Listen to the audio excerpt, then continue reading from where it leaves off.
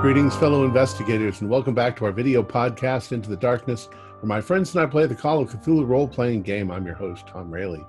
Our scenario is entitled Homecoming. It was written by Thomas McKeon, who is also our game master.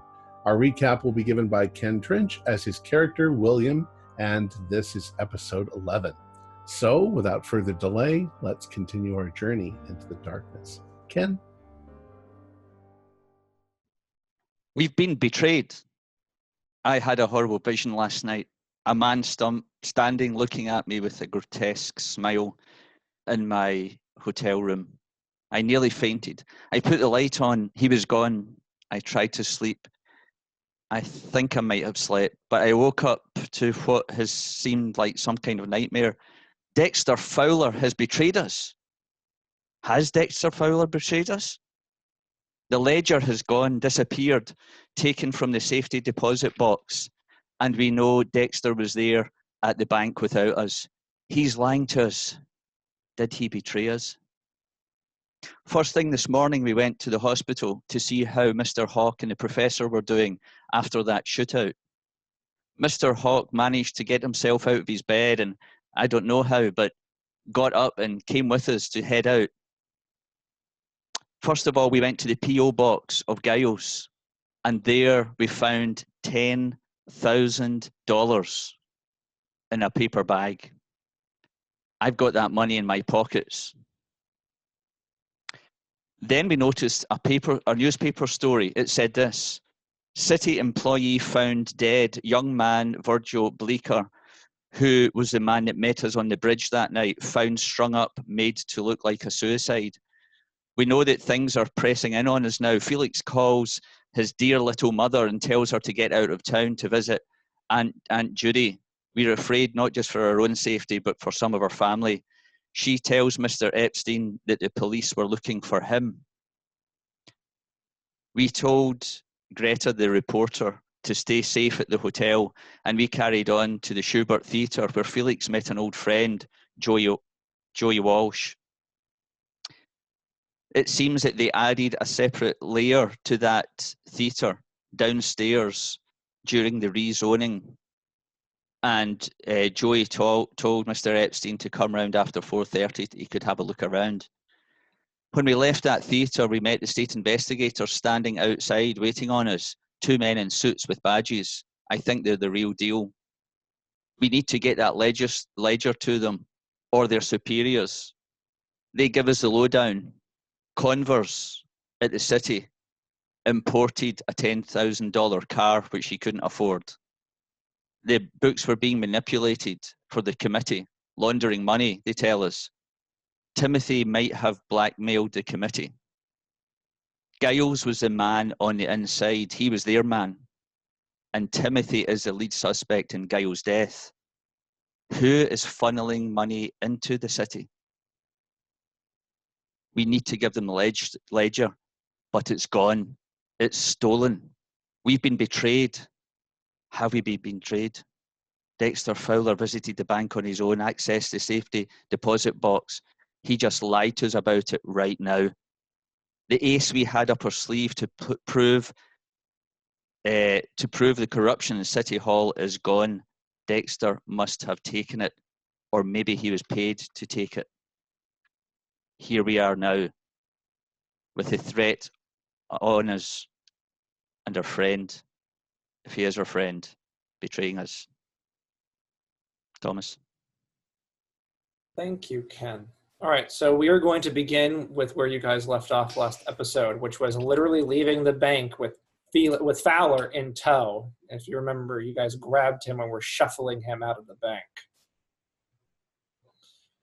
Thompson is not here with you. He is still at the hospital. We'll have to go back and pick him up. Yeah. Where were we going next? That was never 100% defined, especially now because of Fowler's betrayal thing. You guys went from the post office to the theater to the bank. There was talk about going back to your guys' hotel room and getting your stuff, because that's all still at the Hillcrest. You got to transfer it over to the Gerard. But also there was talk about Converse, because you guys have his address now. Let's drop by the hospital, since it's around the corner, and see if Henry's okay. Okay. Before we chop off Fowler's head. Sure. Yeah. I think it's not possible for us to go to be in the car with Fowler and not confront him. Yes. Why? Where is it, Fowler? Did you take it? You took it, didn't you? Were you trying to protect it? Protecting it, could be possibility. You would know. Come on. Okay, you're giving yourself up here. Where can we pick up a small wash tub and some cement powder? Mm-hmm. Cement powder is easy to get. A wash tub, just go down to the dump by the wharf. You'll find one probably there. A couple of coffee cans. Oh, yeah. You just do that. That'll work. Go down to the docks and just grab 2 of them off of the dock, off the pier. A couple of buckets. Dexter. I'm not telling you where it is. So you do know you did take it. Damn it. God damn you. Where the fuck? Why the fuck would you take it? I'm not telling you guys that. You'll see. I pull out my gun and I hold it to Dexter's head, right to his face. Okay. So fucking Ledger. Who is driving? Oh, Dexter's driving. Okay. Dexter, what would you like to do? A gun has been pulled on you. And you're driving. I know I'm driving. I'm like, you better not do that. You all see the 3 of you in the back. You see the gun pulled on him. I'm imagining Hawk is in the passenger seat and Fowler's in the driver's seat. Did somebody put you up to this? I ain't telling you anything. So you could shoot me, do whatever you want, but you'll never get the ledger. You're willing to die for the ledger? Like I said, you could try and shoot me, but you'll never get the ledger. Maybe shooting you is too good. Come on, Dexter. Where's the ledger? Why did you take it? Not saying anything. You don't have to say anything. I mean, look, there are 2 groups of people who want the ledger. The Seabury Commission, who we were going to take it to anyway, and the corrupt bastards of it incriminates. So given that we were going to take it to the Seabury Commission and it would have got to them if we'd found it, that only leaves one other group of people that you could possibly have been hiding it on behalf of. It's an open and shut case. How much did Walker pay you? Traffic has blocked up. You are stopped at an intersection. It's not looking like it's going to clear anytime soon. Okay. That just gives us more time. Like I said, I ain't saying anything. So, Mr. Fowler, don't you realize as long as you have that hidden away, you're endangering all of our lives? William gets a boomerang ready. Dexter. yes. We are about that close to labeling you a villain. And if we label you a villain, we are going to get rid of you. You are gonna get rid of me. Yes. Yes, because you are going to shoot us in the back, which, as far as I'm concerned, you've just done. I cannot do anything like that. I'm doing it for my own personal. You're doing this for your publicity. You want the credit. I think you've got it, Mr. Hawk. Let's just go get the ledger right now. We'll take it to the authorities, and you can give it to them. And your plan is to give the ledger to the state investigators. Is that correct? Well, I would have favored taking it right to the top. yeah. Okay. You may not be able to like waltz into someone's office, but you could probably give it to someone like a paralegal or an aide at the DA. Oh no. Got to put it into Hofstadter's hands or Seabury's hands. Well, we could contact the guys that we spoke to, and they could take us to wherever to deliver it. Yeah, that would work. Yeah, or if we can't get it, we could just get in touch with those same guys and tell them Fowler's stolen it. I'm sure they can be very persuasive. Yeah. I did not steal it. You did steal it. Took it without permission or without informing everyone. I mean, I think if you consult your knowledge of the law, you will find that at the very least that's theft by finding. Look, Dexter, if you want all the credit, that's fine. But we need to get that ledger into the hands of the good guys. Traffic's moving again, so you are only a few blocks from the hospital. We got to get to the hospital and talk to Henry. They've probably given him a cat or something to play with. Yes, and as Fowler, he turns right and he begins going through the U road, and he pulls up to the front. The nuns are actually pushing Henry out on a wheelchair. Well, that's lucky. There you go. They're tipping him out onto the road. Yeah, had we not come along at that moment, but they've just left him there. I don't know how lucky that would be, but we're good to see you, gentlemen. Can you bring me up to speed of what's been going on? Yeah. You're not going to like it. Tie Dexter down and hand you a baseball I'm bat. not going to like it. I probably like it a lot better than being shot several times, but go on. Mr. Fowler took the ledger that we put away in the bank safety And he's deposit hidden it box, somewhere. and he's been lying to us. I look at Fowler and I kind of smirk and I'm like, I'm not surprised. I mean, the man has been lying for years now. Well, I think he just wants the credit. And if that's the case, he can have the credit. But he's got to stop fooling around. Anyway, that's nothing new. I'll look at Fowler and I'm like, where's the ledger, Mr. Fowler? I am not telling you. I see. So you're not telling us. Why aren't you telling us? Because you guys, I'm gonna, like I said, I am not telling you guys. That's all I have to say. Mr. Fowler, you were, yes, this is a question. Why aren't you willing to tell us? Give us a simple answer. What are you planning on doing with it? Help us understand your motivation. You don't have to tell us everything, but tell us, why.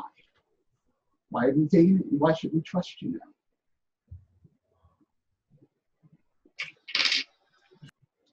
I mean, I myself don't particularly trust you. I mean, I see how you bend the truth all the time in your fictitious show.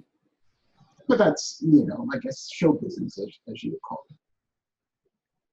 Tell us why we should trust you on this particular mission. I have the ledger in my possession. That's quite evident. But and why aren't you telling us? Why the secrecy? To us, if you're trying to keep secrets from us, Why? That means that there's something not quite right with you. So, please try to help us understand, help us to not do anything drastic. And when I say that, I look at you, Hawk, and I look at your gun or where your holster is, and I kind of give you a nod, like, "Hey, if things go south, you know what to do." So, Are you going to shoot him in the parking lot, or are you guys going to head to the hotel and shoot him? No, we're asking. I'm asking. I'm waiting for him to answer. You know, try to help us understand this. Actually, I'd say throw him off the roof because there'll be less evidence. While he is him-hawing, I am going to take his gun. You're going to take Fowler's gun. Oh, yeah. We can't trust him. I would then, let's see here. I guess we're going to call that, we're going to either call that like a dexterity check or a brawl. Well, he's driving the car. He can't do anything about it. I just reach over and grab his gun. Would it be a maneuver? Well, if he's driving the car, then, I'm going to say that he's able to do the maneuver, but at the same time, I'd need Fowler to do a drive. So go ahead and both of you give me your rolls. Fowler a drive, and then Hawk a maneuver roll. What am I doing? There's no such thing as maneuver. What's maneuver? Grapple? Brawl. Yeah, it's just grappling. Okay, I got a 57 out of 60. So I just barely made it. Okay, I'm just pulling up my character sheet. Okay. Yeah. Go ahead and find your drive, and then roll a drive, and we'll see if there's a little bit of a resistance, and if that resistance causes anything unsavory to happen. Pulling around the front end of the. He's going to drive through the front end of the hospital. He's going to hit the nuns. Nuns on the run. I make it. All right. So as Fowler is pulling out into the street, Hawk, you reach over and you grab it and you pull it out. Fowler's shocked and he's shook and he kind of puts the gas on the pedal, kind of swerves a little bit. But he dodges the incoming cars who honk, and there are people who are walking and they kind of just rush out of the way. But you guys are back on the road. So Hawk, you now have possession of his pistol. Yeah. I hand it back this back seat, hand it to whoever wants to grab it. Who will grab? I'll grab it. Okay. Henry grabs it. Okay.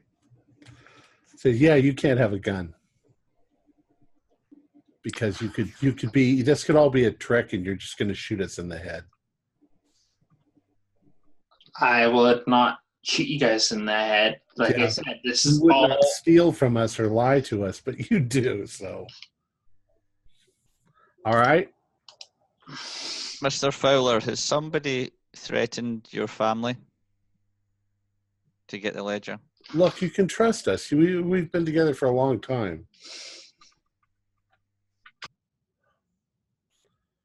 Are you being coerced? The man who just pulled a gun on you just says, you can trust us.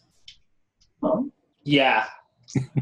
well, think about it. I mean, right now, we can Trust us. We trust us because We'll only shoot you if you're a lying rat. You're pointing a gun at him, aren't you? Yes. Because he's lying to us. All right, I'm going to try to step in and hopefully not get shot in the process. All right. That's totally fine, Tommy. Guys, this is escalating very quickly, and I'm not sure I understand why. Because Why? Because he's a low-down, dirty, damn rat. the one piece of evidence we have is the ledger, and he's taken it and he's hidden it, and he won't tell us where it is. Whose And he won't ledger tell is us it? why. Whose ledger is it? What do you mean, whose ledger is it? Whose ledger is it? Where did you get the ledger from? Whose was it? It belongs to the city. Did you get it from the city? No, we got it from Timothy's safe. So wouldn't the ledger belong to Timothy then? No. Okay. Why Anyway, my point is, you're making all this fuss over this ledger that you're just going to give away anyway, and we still don't even know what Fowler's motivations are, right? What if he's planning on doing that? Why doesn't he tell us? Yeah, the problem Does here he have to tell everybody? Yes. Okay, then shoot him. That's what's going to Fowler, happen. I tried. All right. Well, two of you have got guns on Fowler. What are you going to do? Are you going to shoot him in the street? We're not going to shoot him unless he doesn't tell us where the damn ledger is. Oh, no, Or at least tell us why. That's all we're asking. We're not even asking. Well, we're asking where the ledger is. Why have you done this? First of all, the ledger is at the bank. It's not. You. That is the truth. The ledger is at the bank. We're not asking you where it is. We're asking you why you did this. You asked me where it was, and I'm telling you where it is. It is at the bank, and I'm telling you the truth. So you switched safety deposit boxes. Why? Because this is my own business. I trust you. It is not going to go to anybody else other than the authorities. Then why don't we take it to the authorities right now? I have to take it to the authorities by myself. Why? That I cannot tell you, but I have to take it to the authorities by myself. So, Tommy, what makes you think at this point that Dexter is not on the bad guy's side and he now has the ledger and he's going to take it to the criminals so that he can get some sort of monetary reward? Why wouldn't you believe that? Or trust work goes both ways. You can't tell somebody to trust you and then turn around and say, well, I don't trust you. Except that I didn't steal the ledger and hide it. Stole it out of the safe. You stole it from Samantha. Well, no, the problem here is that we are all working together as investigators. We're supposed to all be on the same side. We're all supposed to be on the level with one another. And what Fowler is doing right now is he's acting like someone who we feel like is willing to either destroy this evidence or take it for themselves or whatever. But you guys have been criticizing Fowler since day one. You haven't got him any slack at all. Have you ever heard that show? I think that we've been cutting him slack the whole time. Okay. Good-natured ribbing. Well, again, shoot him. He's not going to tell you, so shoot him. Well, Tommy says we should shoot you, Dexter. Is that what you want us to do? Okay, you can shoot me, but you're not going to get the ledger if you shoot me. Well, yeah, we are. We'll just go to the bank and find out which safety deposit box you opened when you were there, which new account you opened, and then it's obviously going to be in that if you're telling the truth, isn't it? I mean, you've just told us that. I'm not going to ask anybody to do an intelligence roll on that because that's common knowledge.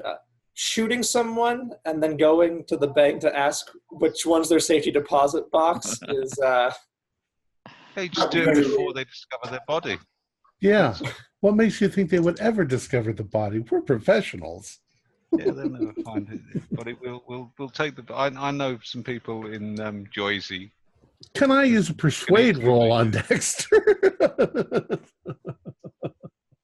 I don't know. Corey, if he passes the persuade roll as a hard, will you tell him the reason behind the your stealing of the ledger? Is that safe to say? Can we say that's a solid? Yes, if you can get a hard or better, I will tell you. A persuade. Or persuade. Well, and here's what I want you to do. I want you to make the argument. I want you to say what you're going to say to Fowler. If it's a decent, not an intimidating argument, but a decent persuade, we won't do any penalty die. If it's a good persuade, we'll add a bonus die. And if it's a bad persuade, I'm going to add a penalty die. So go ahead. Look, Fowler.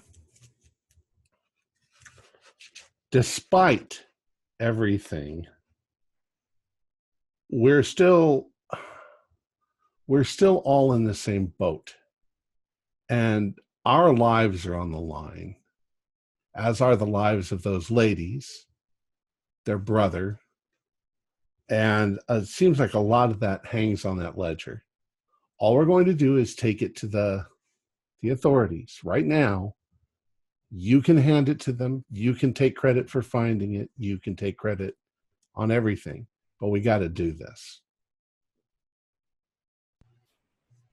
Go ahead and add a bonus die. Really? Okay.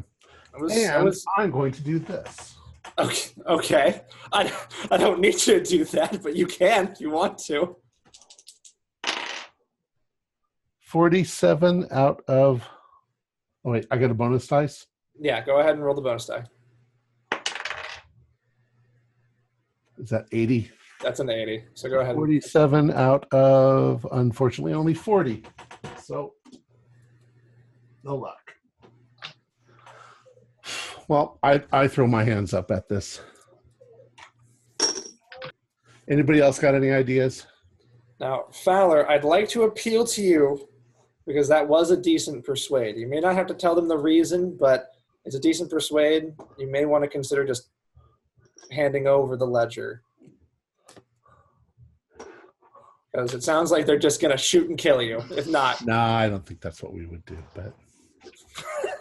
Okay. Speak for yourself. We're not the bad guys. I favor drowning. I like the cement thing. Yeah, it's traditional. And the coffee cans, put one foot in each so that he can still kick as he goes down. Yeah, it's got a All right, classic. Okay. I saw that in I throw out my arms and or when we're not I'm not driving. You park. Okay. I park. I'm like, fine. Park and gesticulate. Mirror signal gesticulation.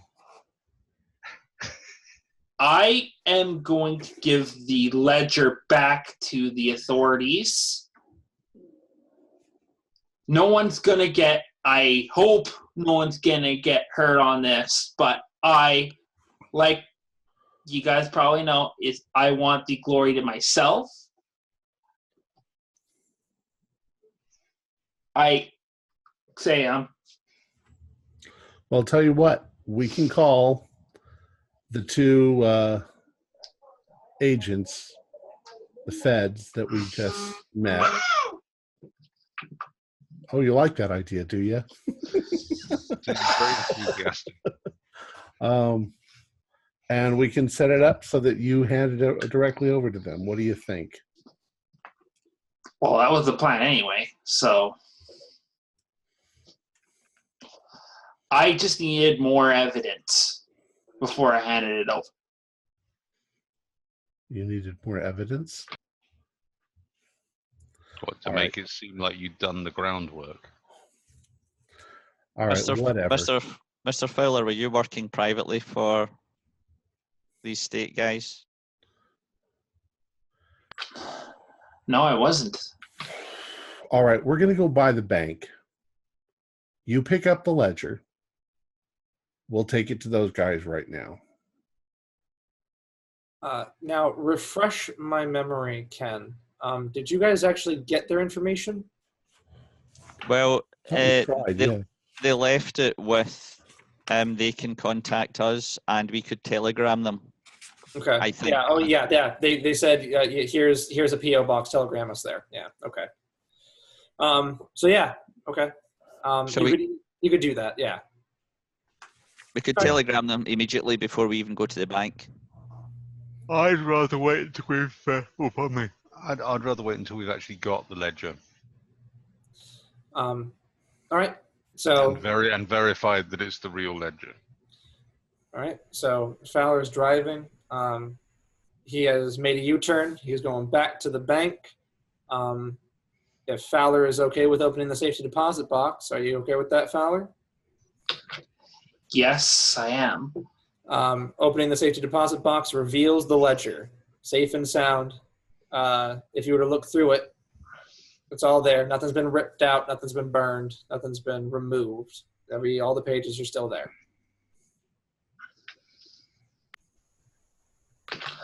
See?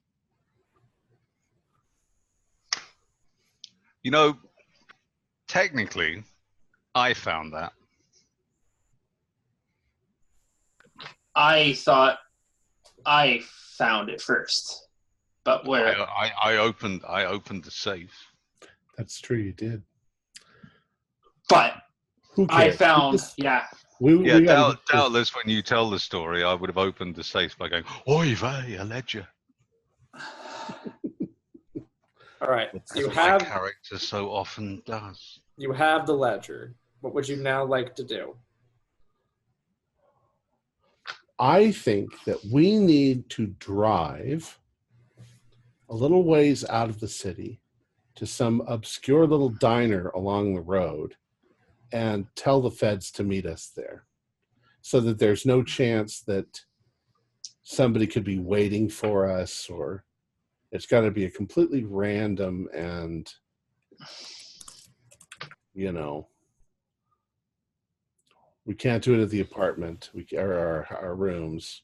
Yes. Now, a reminder also, you guys scheduled, well, at least Felix did. He scheduled not a walkthrough, but like he asked to investigate the back of the theater at around 6 before curtains, before a crew call.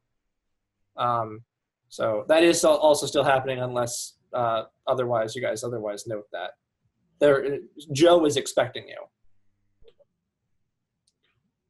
Well, shall we split the party? You could always drop me off at the theater. I mean, hey, it's a theater. What's going to happen? Somebody's going to pull out a gun and go like that, and a little flag will come out. I would quite like burned off and have to start living in the sewer. What was that, Ken? I would quite like to go to the theatre rather than sit about waiting on these guys turning up in case it ends up a shootout again. Who wants to go with Fowler? I'll go with Fowler. And the rest of you will go to the theater?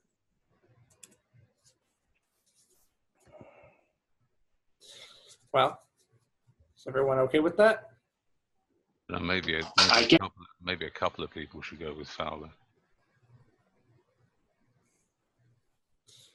Well, I can handle Fowler, but it's up to you. Henry, do you want to come with us, or?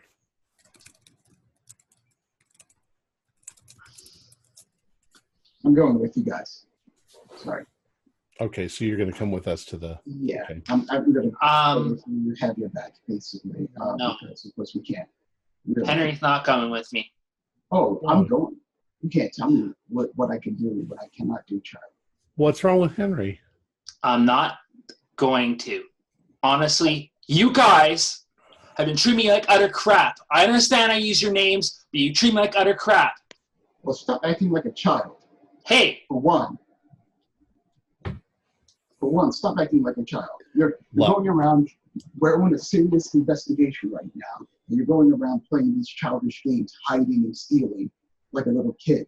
Look, the sooner we can get this over with, like I said, get back to finding Timothy. I'm not going with Thompson, so honestly, you guys I have in my possession, there's no way I'm going with you, Thompson. Oh, got it now.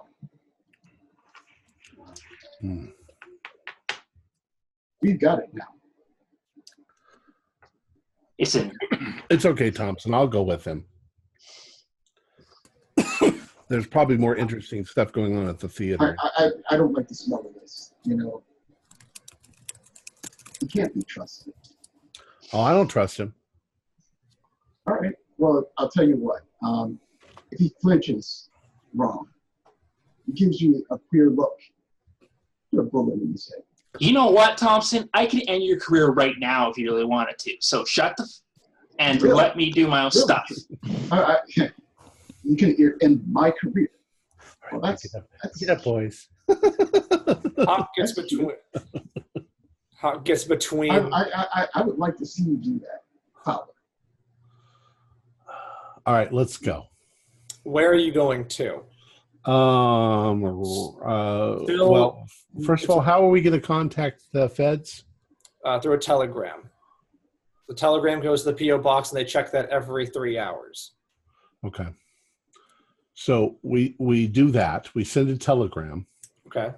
And we choose Just some crappy diner.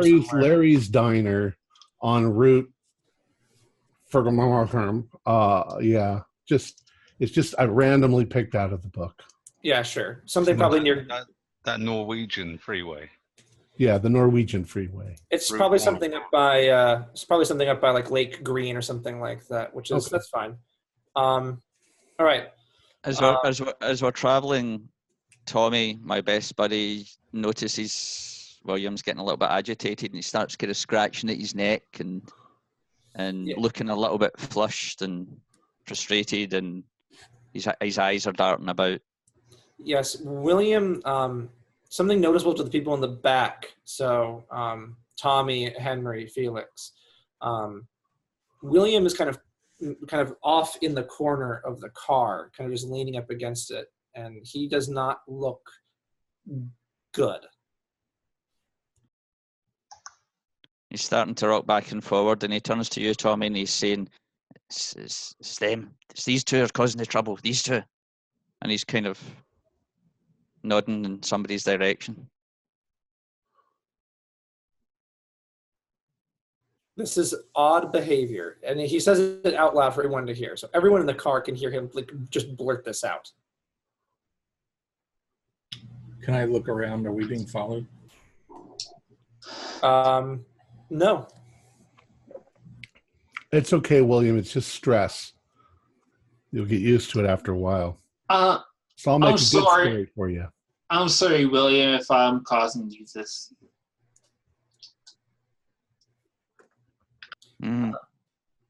He's kind of almost growling. You know, he's like this normally like this tame guy, and he's growling and he's saying, "You're all causing it. You're all causing it."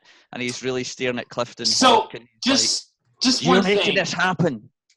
Is William the only person who has the money, or anyone else have the money? It's just William. William has all the money in a brown I've got all paper the bag. money. I'm like, William, you have all. Just hand me the money right now. Yeah, don't hand it to him. Come on, Fowler, we're going. You guys all have to get a cab or something to continue on your journey. All right. William's eyes are darting about a little bit, Tommy. You guys are pulling up to the telegram office, and that's when the car stops, and William... We'll see if he reads it. Mm-hmm. All right. William immediately screams out in pain. Are you okay? What the hell? It kind of suddenly almost doubles over and seems to be in agony. What happened? What's going on back there? It looks like he's been winded or hurt or something like that. The way he's behaving, he's kind of almost doubled over.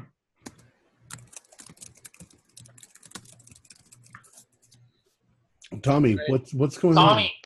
Open the door and can we get out of the car? Yeah, sure. So Tommy, you kind of scoot over everybody and you rush over to his side. I'm like, before he goes that, William, hand over the money. We're going to give it to the authorities now. Oh, we're not giving the money away. Screw that. We're keeping the money. Tommy, it looks like all of the air just comes out of William's lungs, and he's just like, "Come on, somebody call a doctor." To anybody on the street. You say that, but William looks. But it's like kind of look of peace coming over his face. Yeah, he doesn't look sick. He's pale, and he's slightly sweating, but he looks relieved. Oh, I thought he just like blacked out or whatever. No. He seems relieved. What in the hell?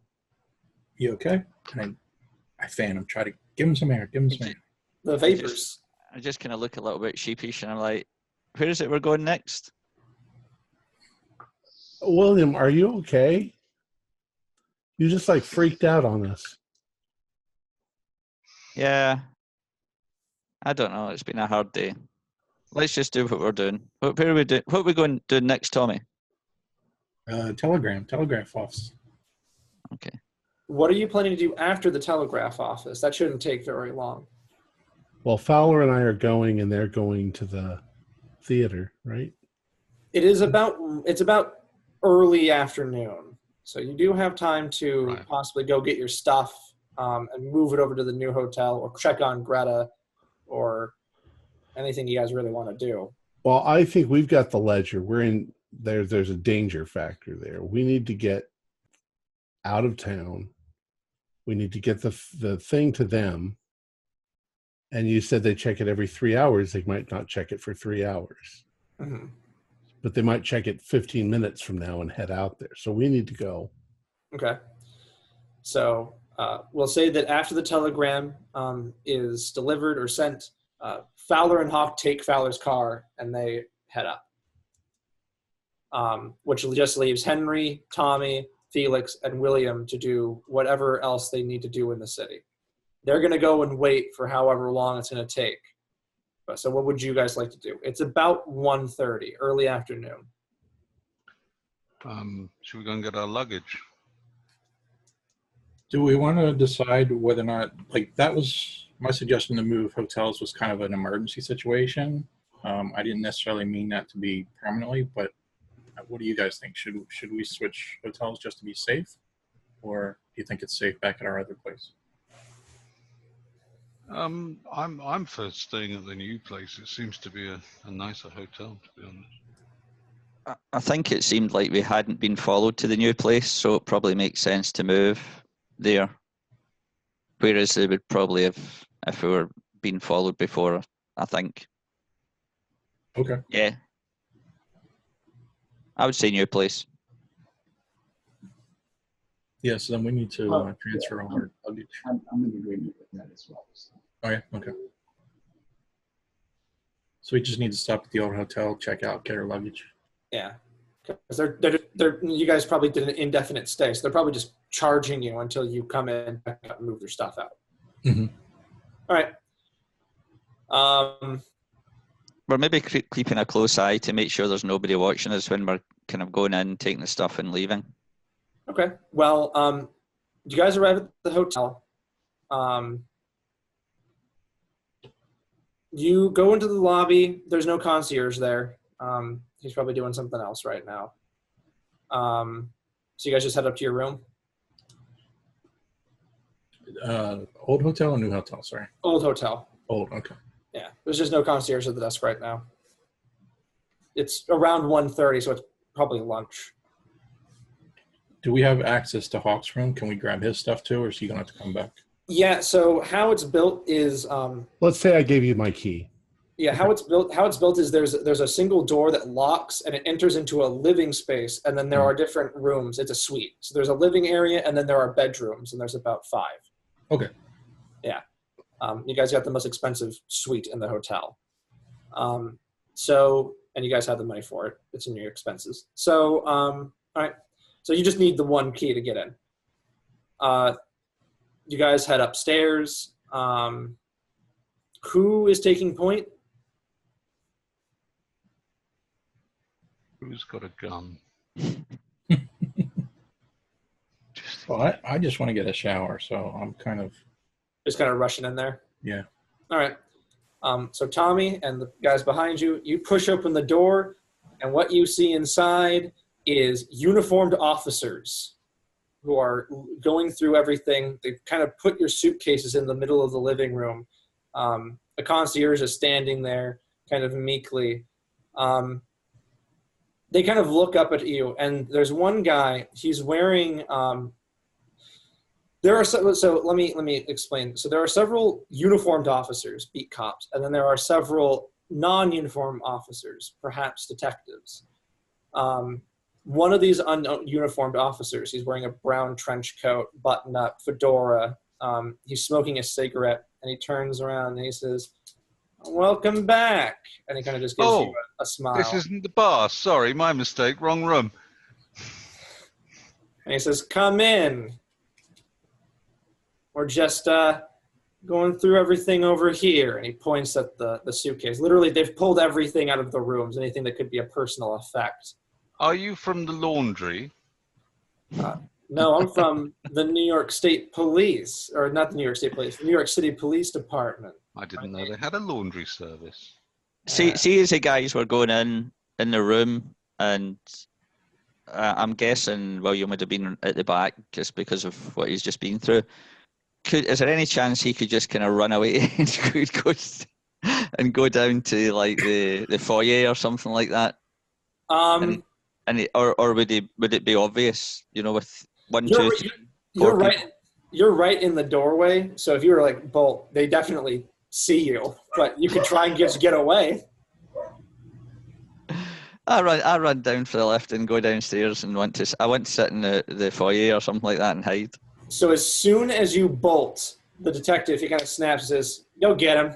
And 3 uniformed officers, they just bolt. Can we play the remember case? that they have to get past the other ones before they can. They don't. Exactly. They don't. I mean, they bull rush. They're in the way. They're just gonna plow right through them like linebackers. They don't care about their safety, hurting them. So they're chasing you, William. We'll come back to that. But the detective, he says, "Now, for the 3 of you that are still here, why don't you come inside?" And he just kind of gives you this big smile. He says, "We're all friends here." Do I recognize any of them from when we were stopped in Fowler's car? No. This is a big city, so this is probably a completely different precinct. Okay. All right. And he says, "Now, if I need to," and he kind of looks at the uniform officers who have put down your stuff, and they're kind of just turned to you, kind of cross-armed or standing there. One's even got like a hand on a baton. Says, "We can bring you in."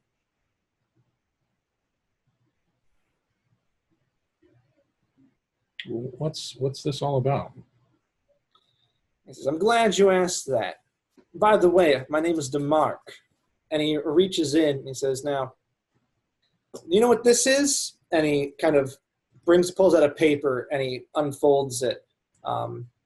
What is your law, Tommy?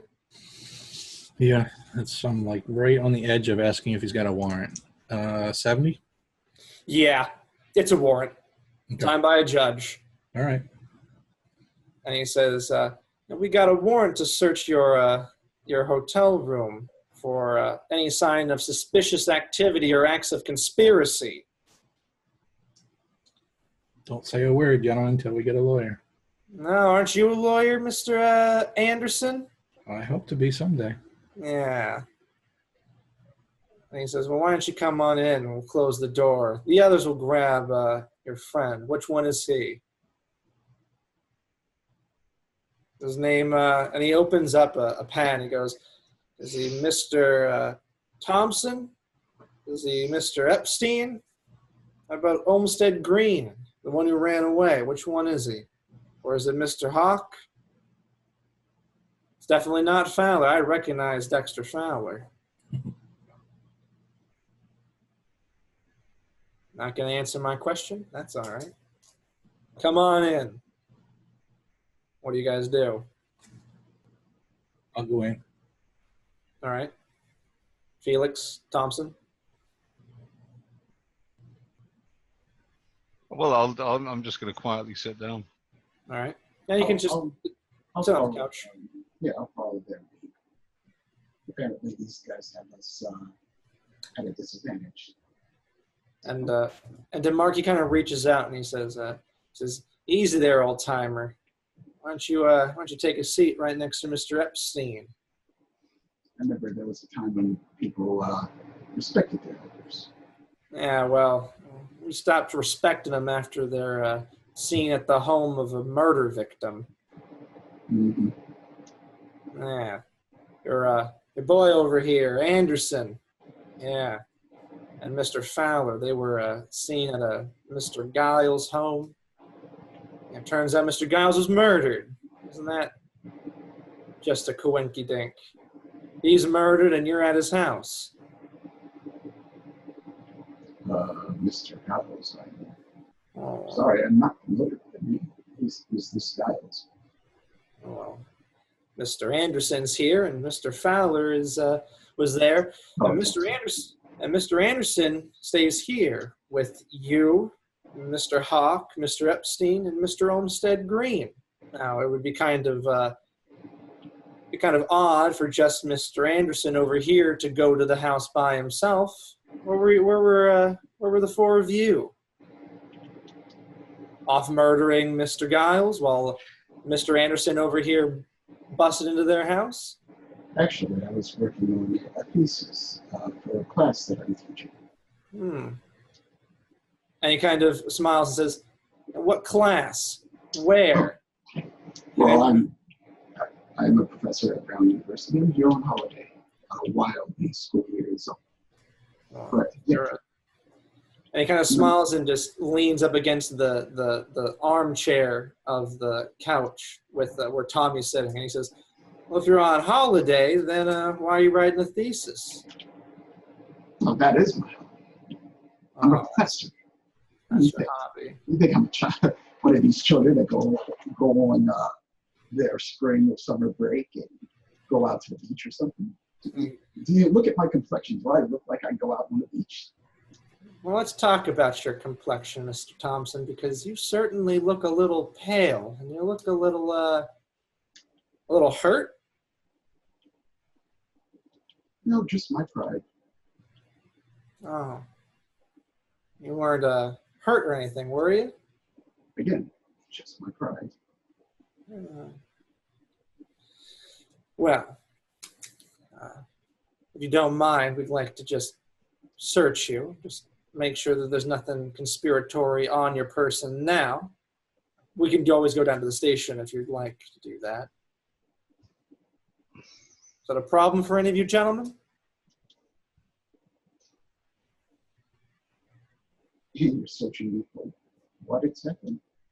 We're just going to search your pockets, make sure you don't have any, say, keys to Mr. Giles' apartment. You don't have the same gun that was used to murder him. Or if he wasn't murdered with a weapon, you'd know if what he was murdered with, wouldn't you three? You were at his house after all, and I can put the pieces together relatively well in my head. You know what he was killed with, but maybe you were injured in the fight. Maybe you were hurt, Mr. Thompson. And he kind of smiles.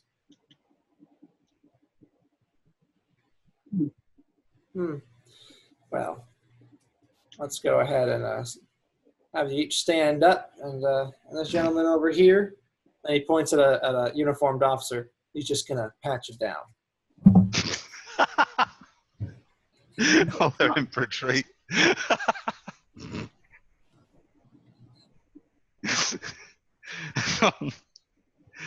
I'm going to need to refer to my sheet for this. Okay.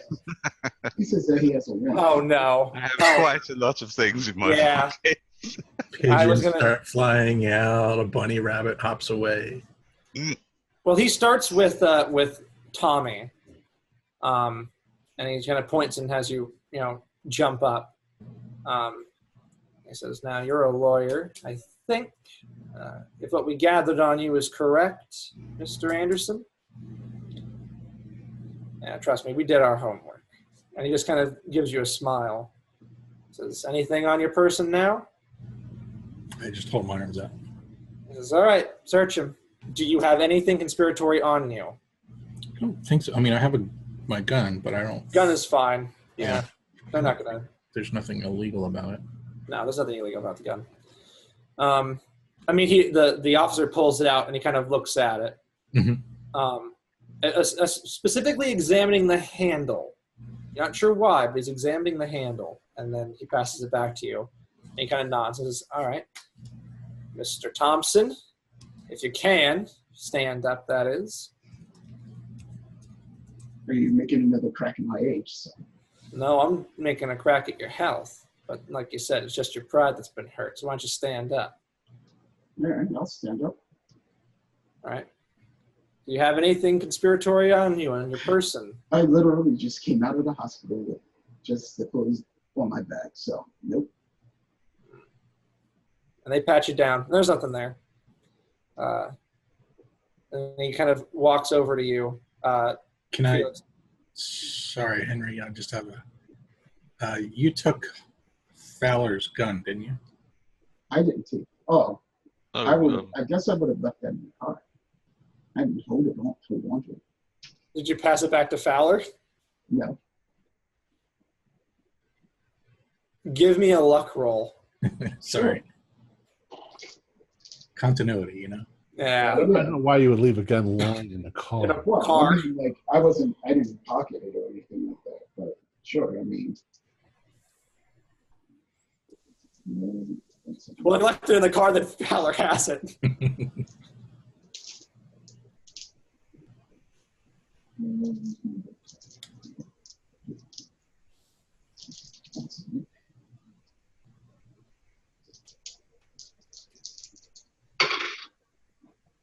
Wow, I got 10. 8. Okay. 10 out of 50.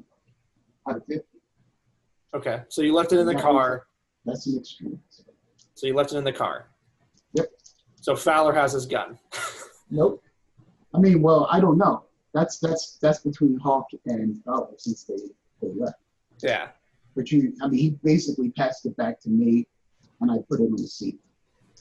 Okay. Because I was engrossed in the house, and I'm still on some morphine, some residual morphine. So. Sure. The Mark then approaches Felix, and he just kind of puts his hands behind his back, and he just says, all right, Hebe, stand up. I'll stand up. And he goes, all right, search him. He doesn't do the rigmarole with you. You just search him. And he pats you down. Is there anything funny you'd like to do as a comic relief bit? I'll give you one. I would just like to start just sort of slowly spitting out orange sponge balls from my mouth while he's searching me. 6 of them in total. Okay. So you do this. While you're doing that, we're gonna jump over to William. So William, you're running down the hallway. All right. You are muted, my friend. William is hoping that one of the lifts is still on this floor as we came up, so he can jump into it. Definitely give me a luck roll on that. Oh dear. Ah, crap. No. Okay. So, He heads for the stairs then. all right. You see the door is closed, and it would take time to bring it up. As you see this, you kind of stopped. You hear a man go, "Hey!" and he points at you, and you turn around. There's 3 officers. One's got his hand on his gun. The other 2 have already drawn their batons, and they say, "Stop where you are!" And they're like at this point like jogging towards you. Are the stairs nearby? Let's find out. High or low? Hi. Yeah, they're nearby. I bolt for the door. All right. Here's what I'm going to need you to do. We're going to do dexterity rolls, see how fast you are compared to them. Okay? Okay, doc. Yeah. All right. All right, that was a fail. How bad was your fail? 12 points over. Okay. Well, so you run to the door. You push it open. The men are still kind of trudging behind you. You have a lead on them. So Okay. What now? Down the stair. You're on the top floor. Oh, downstairs then. Okay.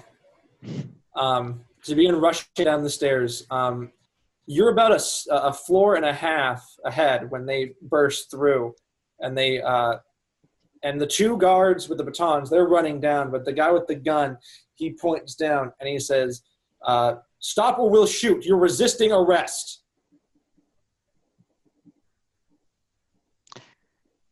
I have a wee moment where I think, what would my friend Tommy do right now? Well, you know what Tommy would do. You may be thinking what Hawk may do.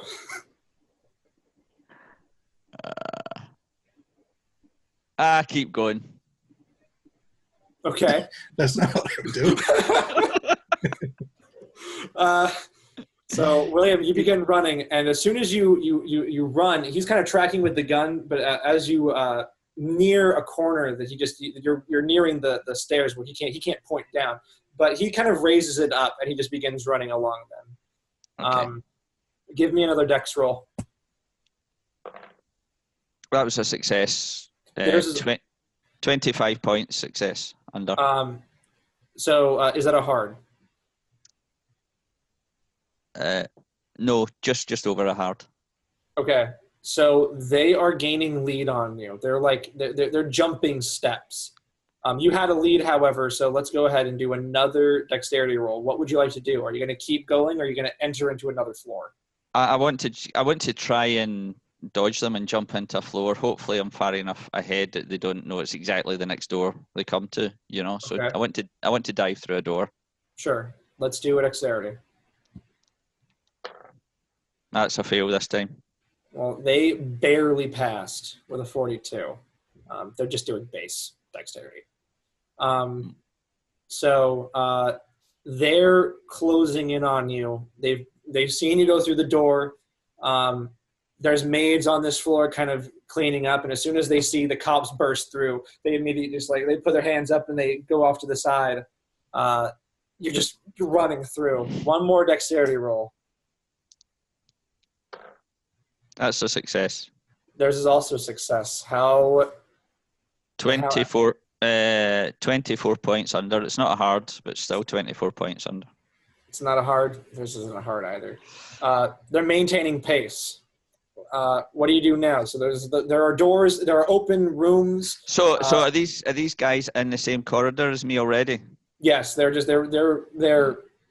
about 10 feet behind you. They're closing in. And how the floor is situated, it's like a box. It comes right back round. Yeah, like in terms of the corridors.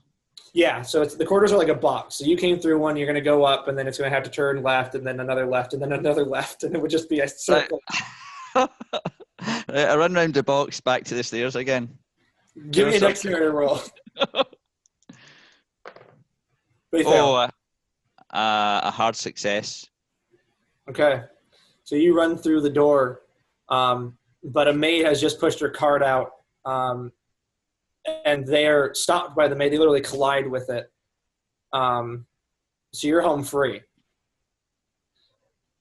Doesn't look good for the three in the room, but you're fine. I don't know why. We didn't know. All right. So you are all three in the room. He searched you. There's nothing there. It's at this point that the three men come back into the room, tired. They're panting. DeMarcus, he just shouts up, "Where is he?" And they say, "We lost him, sir. He went down a few floors and he ran around and we just lost him." And he sighs. Tommy do a little snicker. And DeMarc sighs, but when he hears your snicker, Tommy, he kind of turns back to you and smiles and says, "Now, why would Mr. Olmsted Green run away?" He's not feeling very well. Oh, wow. Just so you understand, Mr. Anderson, you were found. Let's go through this. And he opens up his notebook. You were found, at the home of Mr. Harrison Giles. Now, you know who Mr. Harrison Giles is, correct? Yes. Yes. Okay. I assume you did. All right. You're also investigating Mr. Tucker. Now, we got that from Mr. Converse. He says that Mr. Fowler, who seems to be turning up everywhere, and Mr. Epstein came to his office, and he says that they intimidated him. You know anything about that? I don't know, sir. How about you, Mr. Epstein? Know anything about Mr. Converse saying you came up to his floor and you started intimidating him? Kein Bemerken, Officer. And he kind of just like rolls his eyes in disgust, and he turns back to you, Mr. Anderson. And he says, "Now, tell me, are you familiar with the Don't See Me restaurant? It's over on East 12th." Sorry, I was coughing. I didn't hear that. Are you familiar with the Don't See Me restaurant? It's over on 12th Street. I don't recall. You don't recall. That's odd, because the bartender recalls you. Yeah, took us a little while to get it out of him, but he recalls you coming in. Yeah. Didn't say what about, didn't say really anything other than you guys came in. But you guys came in and you had some drinks and left, but you were all together at the same restaurant as Mr. Giles. Now, I don't know what you think you're up to, what kind of game you're playing at here, but you guys, you're leaving some pretty easy pieces for me to find. Especially Mr. Fowler telling the deputy commissioner his full name and your full name, which was very simple for us to, dig into. We also called a Miss Court. Yeah. She was a little worried about you, especially now that you're one of the suspects in a murder investigation. Was my lawyer on his way yet? Aren't you a lawyer? No, not yet. Well, we're not in a cell, Mr. Anderson. Are we under arrest? Are we free to leave? Well, Mr. Olmsted Green will probably be brought in for questioning as he fled. We'll definitely want to talk with him some more, seeing as how he ran away. Maybe he had something to hide. But for now, we're going to be keeping an eye on you. There's nothing in your bags. So, no, not arrested yet. Not under arrest yet. And he kind of smiled, because he knows that you understand that you're not, you've asked if you're, are we under arrest? Is this an interrogation? And he knows he can only do so much. Mm-hmm. This is a time before Miranda rights. And the time really? Yeah. He doesn't, there's a lot in the 1920s and 30s that he can do just because. Yeah. But he also understands that the warrant is to investigate your room. You happen to be in the room. He's asking you questions, but he can't really do anything. Mm-hmm. He knows his limit. So he says, why don't you tell Mr. Olmsted Green to contact us, because we're going to find him. You seem to all be together quite a bit of the time. Mm-hmm. We're going to want his bags. We're also going to want Mr. Fowler, Mr. Hawk to come in as well. But we'll leave that for another time. I'm sure we'll catch up with them real soon. And he kind of gives you a smile. You're free to leave. Grab your shit over here. We packed it up real nice for you. And he kind of points at them throwing your clothes all over the ground, looking through your bags. He says, now, you guys have a nice rest of your day. And he kind of winds everyone and points to the door, and they all begin to leave. And as DeMarc leaves, He opens the door and he says, "You should know, boys, that you should really think about cooperating with us. After all, we're interested in figuring out who killed Mr. Giles and, in turn, Mr. Tucker. Perhaps, this can be a mutual friendship. But I hope that you're not going anywhere soon." Are you saying Tucker's dead? We don't know, Oh, okay. but we're definitely now eyeing his case again. And he kind of just gives you this smile. It's a little unnerving. He says, "We're all looking for the same kinds of things here, clearly." We're all on the same side. Yeah. We're all on the same side. But don't go anywhere. You leave the city and we'll know. After all, you're our number one suspects. And he opens the door and he says, "Ta-ta now." And he just slams it behind him. Say gesund. We dodged the bullet, boys. Yep, I've just discovered that from now on, I'm just going to deal with the police by pretending that I don't speak English. All right. So what would you guys like to do now? Well, I guess repack our luggage would be a good idea. I'm gonna Yes. Get out of look here. in the things and see if anything is actually missing. This could have been a distraction from their real goal. They might have been searching for something. Well, they were clearly looking for something. Besides quote unquote weapons. They Connected were to clearly, the murder of Giles. yeah, they were clearly looking for something, some kind of suspicious activity, something that they can pin on you guys. They clearly didn't find anything because nothing's missing. But yes, on Tommy's end, yes, that warrant is a legit warrant. Everything that he just said, nowadays, could pin you to Giles' murder if they had any sort of physical evidence. All they really need at this point is someone to say, "Yep, they went into the alleyway. Giles was there." But it didn't seem like the bartender. The bartender said you guys were there, but he didn't say that. "Oh yeah, Mr. Hawk and Mr. Thompson walked outside and they came inside and they went to the alleyway looking for some guy and then they all left." He didn't say that.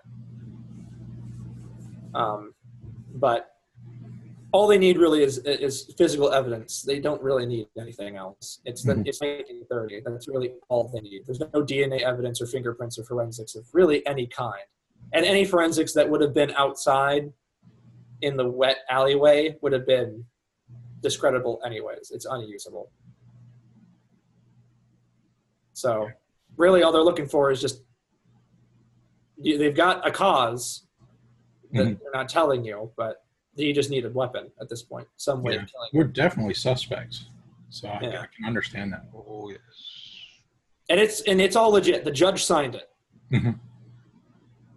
I do, in the back of my head, I just keep thinking, though, even though it all still may be legit, they still might be corrupt cops. So it's almost like I wanted to push the law stuff, but at the same time, I realized they could just do whatever they want, too.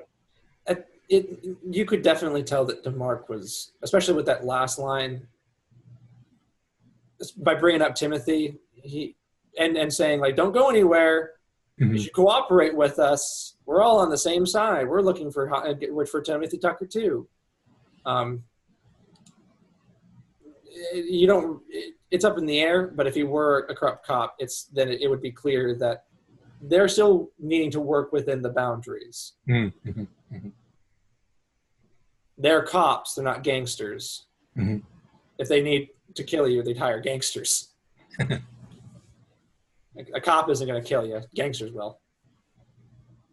But yes, on the legal side, this is 100% legit. They're actually looking at you as suspects. They don't have anything right now, but everything they were saying was legit. And William ran away. That does not look good. No, it doesn't. Only the guilty run. Okay. At this point, it's about 4 o'clock. We're going to jump over to Hawk and Fowler. It'll take them time to drive back. So while they're driving back, we'll do the theater. But for now. So Hawk and Fowler, you have pulled up to Larry's Diner in Green Lake. Do you want to go inside and sit down, or do you want to wait in your car? Okay.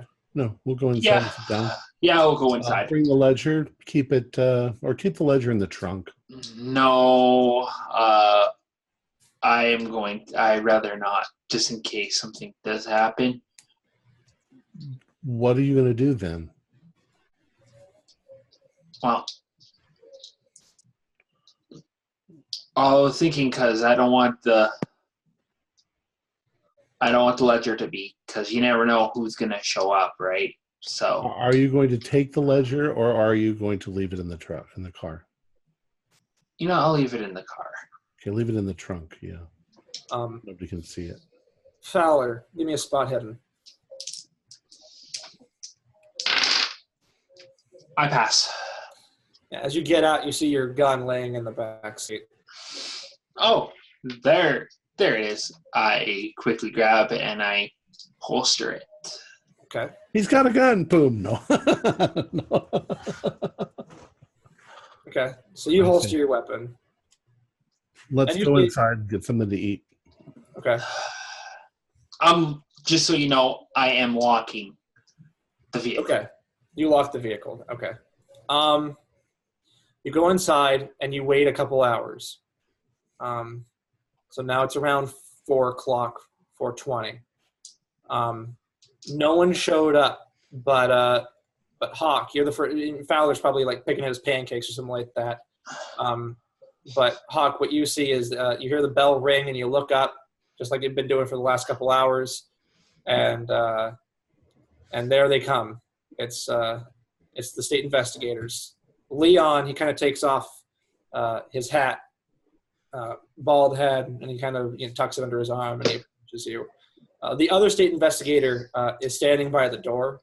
I'm calling him the other state investigator right now because I don't have his name pulled up on my screen, so we're just going to call him the other guy. Leon, he approaches and he says, "Gentlemen." Have a seat. And he sits down. Alex Fletcher, that's right. I wanted to say his name was Alex, but I didn't want to just blurt it out and have people be confused. All right, so Leon, he sits down, he puts his hat on the table. He flags down a waitress and says, "Coffee," and then that's it. First here it says, "Mr. Hawk, Mr. Fowler." Yes. Before we start, is there any chance that anybody knows that you've come out here? No, I don't think so. We have something that might be important to your case. Such as? We have a ledger. And I kind of, be quiet and like. And his eyes immediately widen and says, "You have," and he kind of just looks around and says, "You have a ledger." We have the ledger. Yes. And he nods. This is, well, and he kind of stumbles his words. And he said, and he kind of chuckles. And he kind of leans back in his chair and says, "To be honest, I didn't know any of you could do anything. Kind of showed me up." Well, I wanted to make sure we actually, so it doesn't actually look like we're,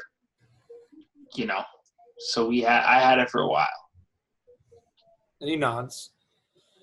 And he says, "And you've legitimized it. You've had someone go over it. You know it's the ledger." Yes. And he nods. He says, "All right. What is the process then? What do you want to do? What do you want?" we want to hand it over, just to make sure, because,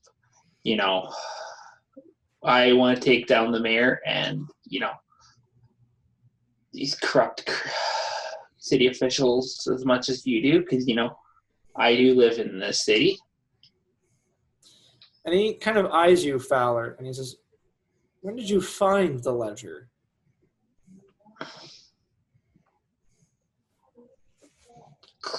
I kind of look at Clifton and I'm like, don't look at me, Clifton. Don't look at me, Fowler. You wanted all the credit for this. It's been a few days. Go ahead. It's been a few days, Fowler. Like nearly a week. Yeah. I'm like, well, I tell him. Do you want me to explain it, Fowler? No, I just want to make sure, should we, involve, this is out again. Should we, what, I will. We actually found it in Timothy's possessions. Well then,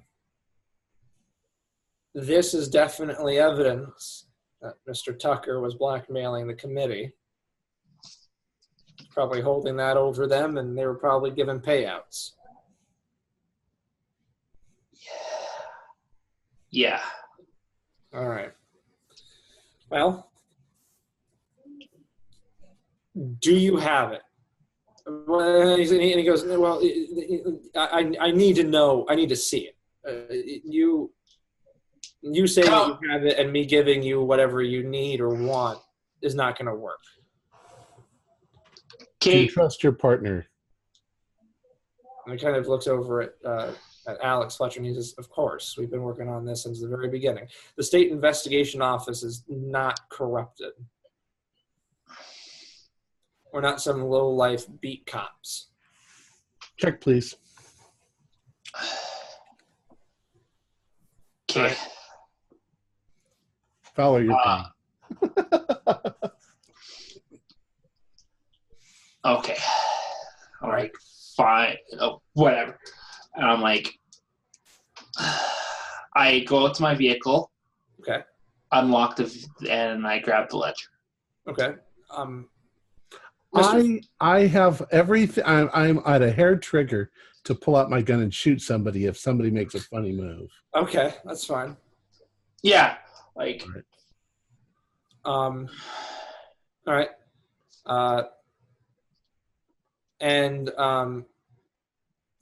So you pull it out.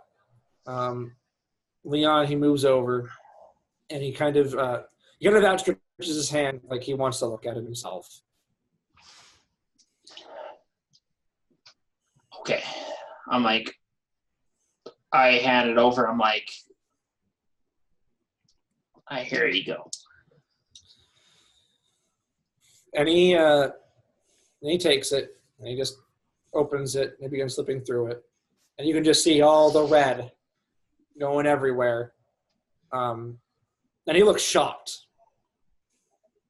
And Leon goes, Alex, he kind of holds it up, and Alex approaches, and he takes it and looks through it.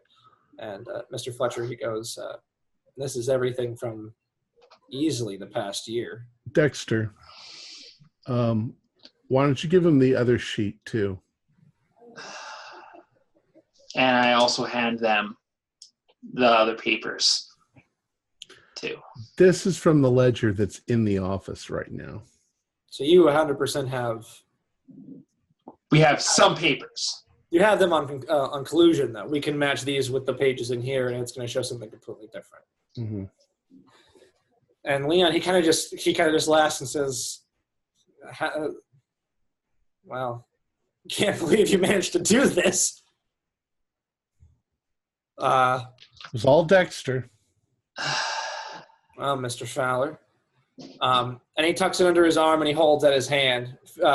Both Alex and Leon, they hold out their hands and say, well, thank you. And this goes to you too, Mr. Hawk. I'm sorry, what goes to me? Some appreciation. Oh, I didn't have anything at all to do with it. Wow. And Leon, he smiles and he nods, but they shake your hand, Fowler. And I kind of, hand out, I shake their hand too. I'm like, I hope this will help you guys. We'll send this directly to the State Investigations Office, and we'll have Hofstetter. Don't send it. Put it in their hands directly. We'll put it in his hands directly, and we'll have Hofstetter give you a debrief. He needs to know everything. He needs to know where you guys got this and what it involved. Yes, that's fine. All right. But this case isn't done with just this, and he holds the ledger. Well, that's a big chunk of it. We did not originally intend for this to be our investigation. We were just looking for Mr. Tucker. Wow. We still are. Wow.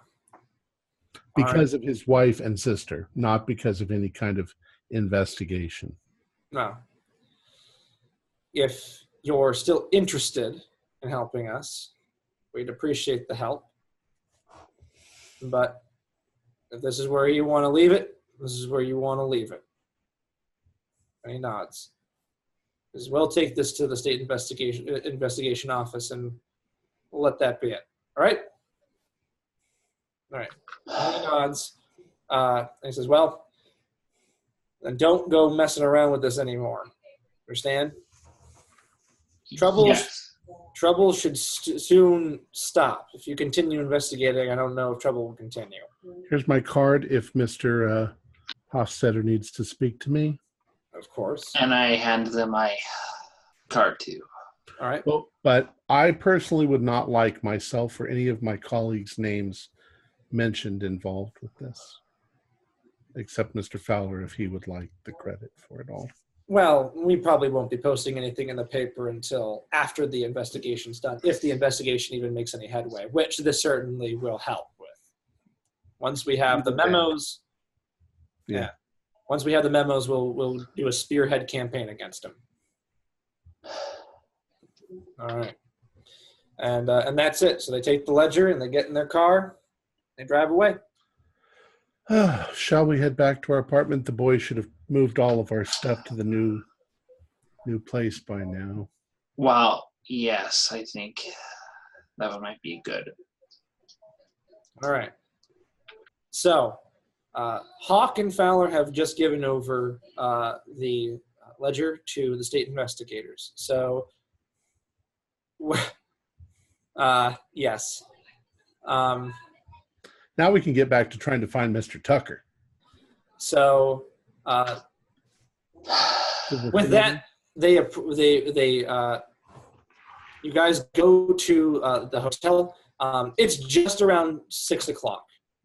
So you guys can have a little discussion before heading off to the theater to kind of give some final thoughts about this whole mess. So Hawk has informed everyone of what's happened. The state investigators say that if this is it, stop investigating this, move on. We'll continue. All right. Well, yeah, I mean, that seems to have sewn that up. Let's just hope they get it, I suppose. I say keep your eyes on your backs for quite a while, because... Yeah. Hey, I've been wondering something, Fowler. Yes? Why were you so keen to get the mob to take a hit out on you?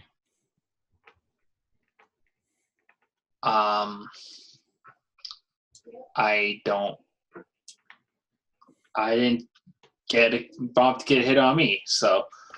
But you wanted to be known as the person who delivered the ledger to the Seabury Commission. I mean, someone's not going to like that, are they? I mean, you ask me, it's a pretty brave thing to do. You know, don't get me wrong. I'm impressed. Takes some cojones, as they say down in Spanish Harlem. But Should we tell Greta what just happened?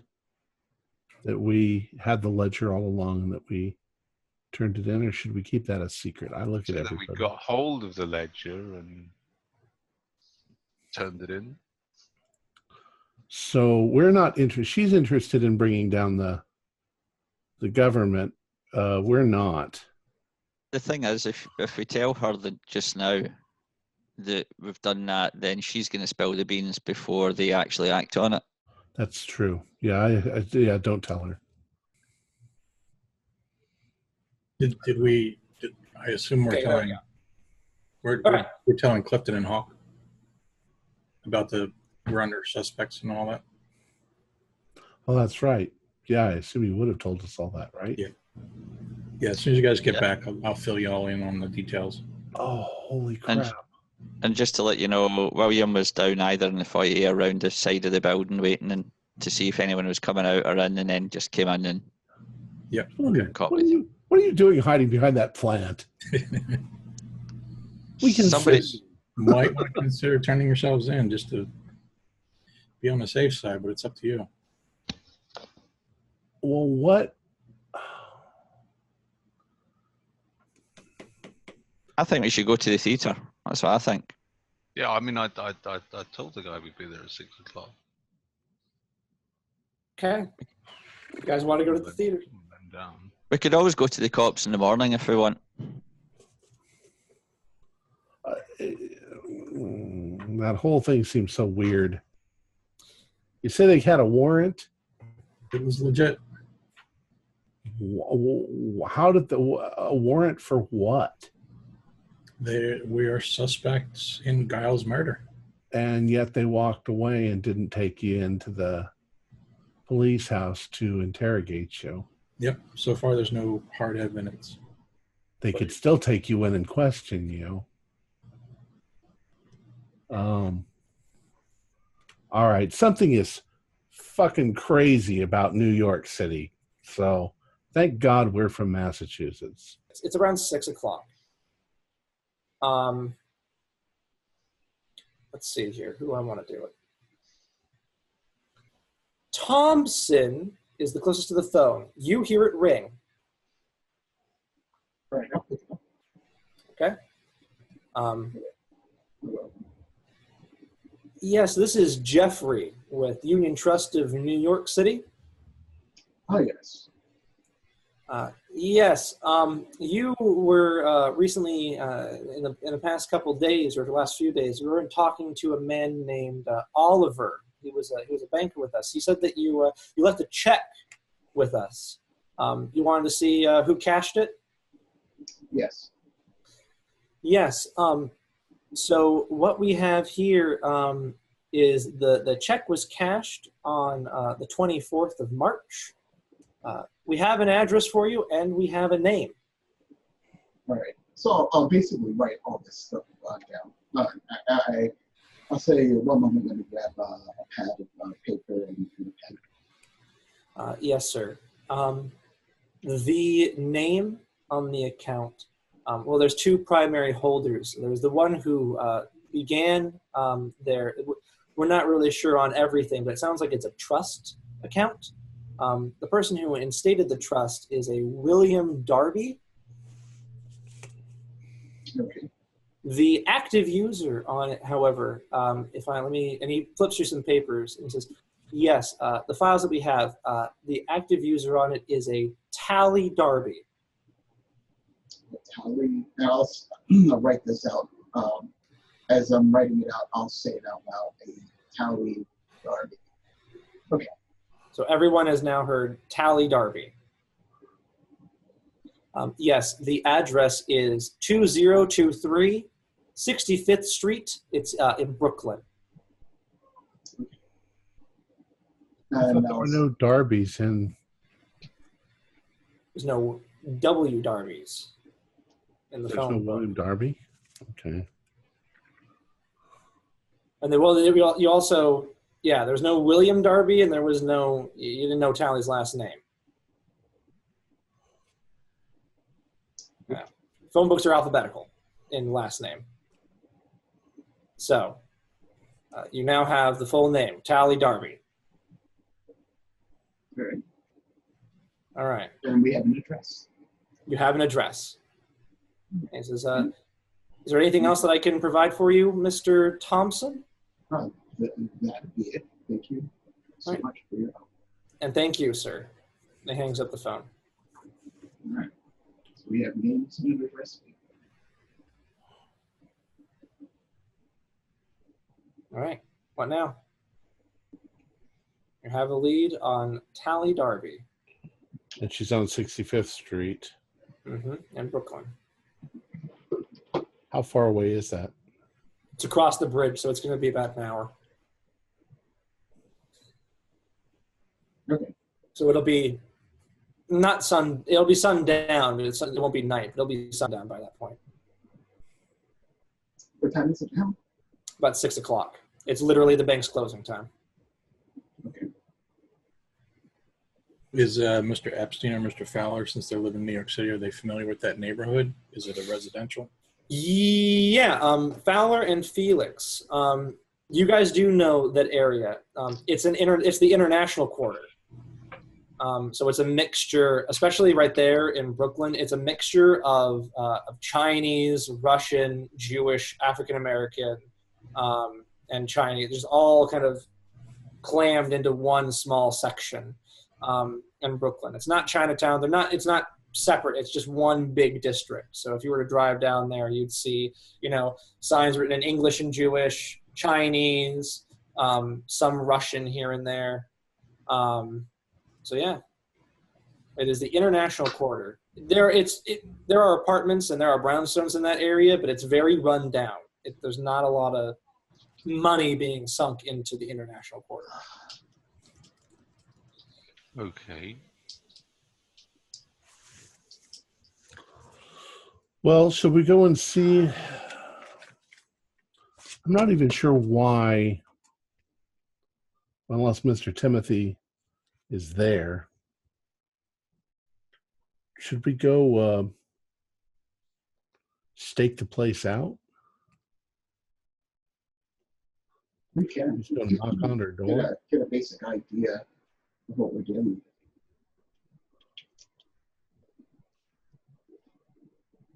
It seemed like Tally was in love with Timothy or something. They had something going on. And the check was written on the day that Timothy disappeared, if I am remembering my notes correctly.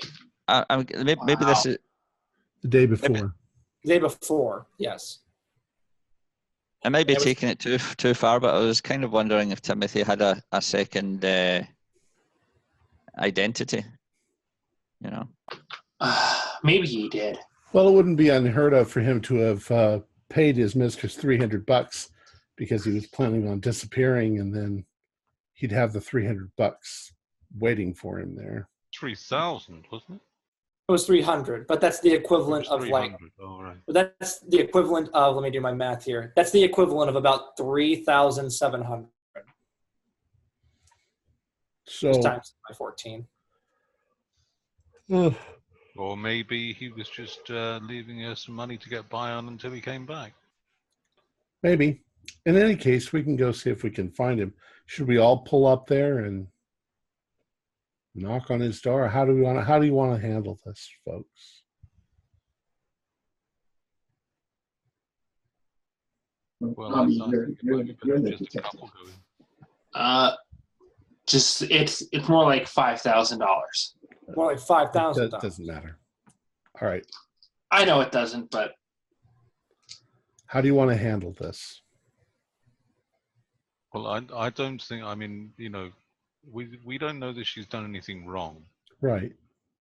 So I think like a great big mob of half a dozen strangers turning up on her doorstep might be a bit overwhelming.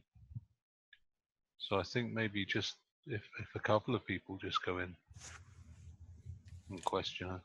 William's happy to wait in the car or something like that, Okay, so who all is going then? I'll go. Okay, Thompson will go. Well, we can all go. We just don't all have to go up and. Bombard her. Okay. Who will be going up to the door? How about let's ask that. I'll wait in the car with William. So I guess I could wait in the car too, but I can also go up to the door too. I'll go Doesn't up. matter to me. okay. Who's good at persuading and all that? You know. I think Hawk has the best skill at talking persuasion. I don't know. My persuade's not very good. It's 40. I've got quite a good fast talk, but my That persuasion is isn't mine. very good at all. We're going into a Jewish neighborhood. We do have Felix. He'll understand. He'll fit in better. Well, it's not just Jewish. It's an amalgamation of the unwanted. I understand that, but I don't think that she's black or Russian or Chinese. Yeah. Chinese. So she's probably Jewish, and considering the Jewish star thing that we found. Anyways, what do you think? I don't know. You want to just you and me, Felix? Yeah. Okay. Thompson. I'm sorry, what was that? So it's Thompson, Hawk, and Epstein going up to the door. Okay. Yeah. Okay. Okay. Everyone else is waiting in the car. All right. So Fowler is driving. As you guys get into Brooklyn, the weather has turned rather cold and dreary. It's very obvious that this is not the best part of town. You can see that there are homeless men and women walking down the sidewalk. There are kind of old rickety signs. There's some neon signs. Any of the corner shops, people with a lot of traffic, they have them. But there are Chinese lettering, some Russian mainly. But you can see everyone kind of walking around. It's beginning to sprinkle just a little bit. So anyone who can afford an umbrella has one up. Everyone else just has a newspaper and is just covering their head as they rush into a shop or a deli or something like that. It's definitely run down. It's definitely run down and very, very, very depressing. The depression has hit this area very hard. Mm-hmm. As you leave the main street of the International District and you've entered into the brownstones, you can see also that these are very unkept. They're nicer buildings. They're nice brick buildings. At one point, they would have been treated well. Brooklyn wasn't always a rundown neighborhood. A lot of money was invested into it in the 1910s, and then it just collapsed. Everyone left. So these are really relatively nice buildings. Their upkeep, however, is what makes them look run down. Windows are boarded up. It's just terrible. It's homeless people sleeping on the stairs. Ooh, there's a tree. Yeah, there's one single tree. It's dead looking. But you pull up to 2023 65th Street. And what you see is this one stands out. So you've got all these brick brownstones, but there's this one wood. It's not a brownstone, but it's a small house. It's a small long house with a little yard that's just kind of wedged between these two tenements, these two brownstones, one tenement and then a brownstone. The windows are covered, but not by blinds. They appear to be from the street, like decorative tapestries, almost translucent. Is she a fortune teller? Is there a light on inside? There is no light on. Is there a car or vehicle or? There are cars that line this entire street. It's difficult to say whether or not anyone here would it be up here, but you can also see that the windows are barred. They've got big cast iron bars that go up and down, and the tapestries are held in place by bricks. You can literally see the bricks pressing up against the glass. So yeah. All right. Well, let's see what this is all about. All right. I think she could be a fortune teller, especially what Tommy and William said about the old woman they spoke to, and Yeah, she was dressed rather dressed bizarrely. yeah, sounds like bohemian. Magic talisman and all of that. What did you call it? You had a name for it. I can't remember. The Seal of Solomon. Seal of Solomon. That's what you said. All right. So we go up and knock on the door. Okay. As you walk up, I'm gonna say Felix is the first one up. The porch is very old and rickety. It's literally like groaning with each step you take.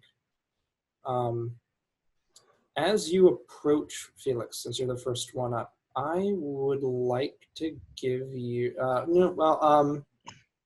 give me a spot hidden. You're the first one up. Okay. No, I have failed that with an 85. Okay.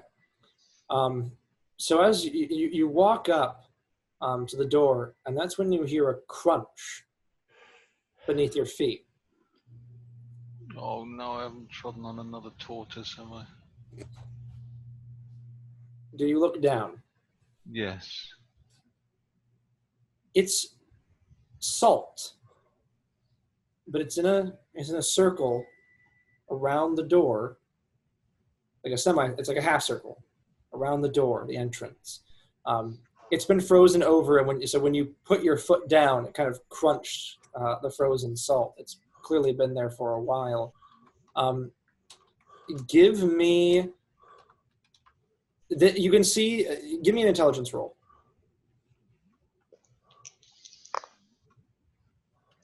Yes. As you lift your foot up, you notice that the salt line has been broken, but it wasn't broken by you. The salt there is frozen as well. This happened quite a while ago. I would also like you to do another spot hidden. No, Felix, give me a locksmith. Ooh, 5 out of 60. You can see that the doors lock. To the untrained eye, to the unprofessional eye, it would look totally fine. But you're not just an amateur. By looking, you can see that the lock's mechanisms have been broken. It remains relatively unnoticeable, but if someone were to stick something in there, a key, a lockpick set, they would feel that the mechanism's broken. The door is unlocked. I'm going to put my hand out to stop Hawk and Thompson and point at the lock and just say, and whisper to them, we're not the first people who've been here. Someone's worked that lock. I think this might be the bit where you get your gun out. All right. And Felix, you can see that the door, now that you're focusing on it, it slowly like wobbles, like my hand is now, just kind of shakes. It seems loose. Like the wind is just touching it. There's a draft inside that's combating the cold air out. With the back of my hand, I'm just slowly going to push the door open a little. Okay. You just slowly push it open. To look inside. You push it open, and it's just a very slow creak as the wind kind of carries it. And what you see inside is a very dark and cold house. And you're immediately hit by this odd smell. You can hear them in the background. They're just laughing away. They're so loud, you people. We're on an important part. It's very dark and it's very cold. Heat has not run through this house in quite some time. It's too dark to see inside. That's how just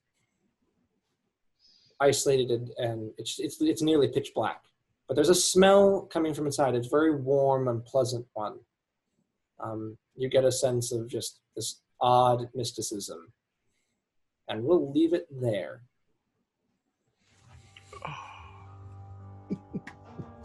I smell mysticism. All right. Our players included Mick Swan, Jeff Wilkins, Corey Highstead, Ken Trench, Wayne Worthy, and myself, with Thomas McKeon as Keeper of the Secrets. We're currently producing 4 shows a week with music and sound effects added in post-production in order to create a richer listener experience. We provide audio-only versions of our shows free for you to download from Podbean or iTunes. We have a new patron, Anders Benson, has pledged $5 a month. That's so awesome. Thank you so much, Anders. Thank you very much. If you'd like to become a patron, visit our Patreon account. Just $1 or $2 a month helps us a lot. Like, share, and subscribe to our channel, and punch that bell icon for updates on our latest shows. And leave us some comments. We like reading them. This is Tom Rayleigh, together with all the members of our gaming club, inviting you to journey with us once again into the darkness for another adventure into the universe of H.P. Lovecraft and the Call of Cthulhu role-playing game. Until next time, good luck and good gaming.